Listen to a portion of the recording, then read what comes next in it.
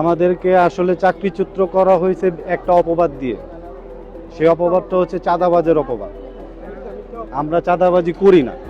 চাঁদাবাজের অপবাদ দেওয়ার কারণ এটাই যে আমাদের যে হিসাব রক্ষক জাহিদ সাহেব আছেন তাদেরকে বেতন বাবদ প্রত্যেকটা কর্মচারী 200 টাকা করে দেয়। এই 200 টাকা দেওয়ার কারণে আমাদের বেতন হয়। আর যদি আমরা 200 টাকা করে না দেই তাহলে আমাদের বেতন বন্ধ করে দেয়। 3 মাস 4 মাস 5 মাসও বেতন থাকে না আমাদের।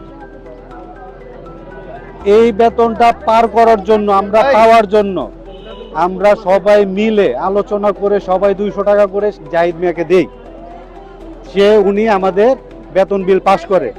এখন এই 200 টাকা আমরা কেন উঠাই সেই কারণে সে পরিচালক মহোদয় আমাদেরকে জানতে চাইছে। আমরা বলছি আমরা হিসাব রক্ষক জাহিদুর রহমানকে দেই, কিন্তু হিসাব রক্ষক জাহিদুর রহমান এটা অস্বীকার করে এবং পরিচালক আমাদেরকে চাকরিচ্যুত করে। কিন্তু আমাদের কাছে প্রমাণ আছে, ভিডিও ফুটেজ আছে যেটাতে জাহিদুর রহমানকে আমরা টাকা দেই এবং উনি টাকাটা নেন। কতজনের টাকা নেন এটা গুইনা উনি নেন।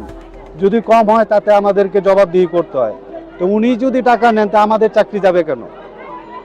এটাই আমাদের দাবি, আমাদের চাকরি বহাল রাখতে হবে। আমার এই 3 জন কর্মচারী কোনো অবস্থাতেই কোনো দুর্নীতির সাথে জড়িত না।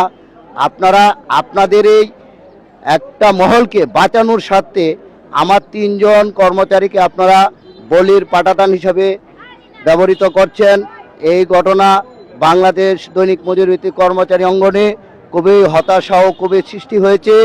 আপনাদেরকে আমি 24 ঘন্টার মধ্যে এই যে প্রত্যাহার চাকরি থেকে অব্যাহতি দেওয়া হয়েছে এটা উঠায় নেওয়ার জন্য বিনীতভাবে অনুরোধ করছি। অন্যথায় আমরা কঠোর থেকে কঠোর আন্দোলনে যাওয়ার আমরা খুব সিদ্ধান্ত নিব।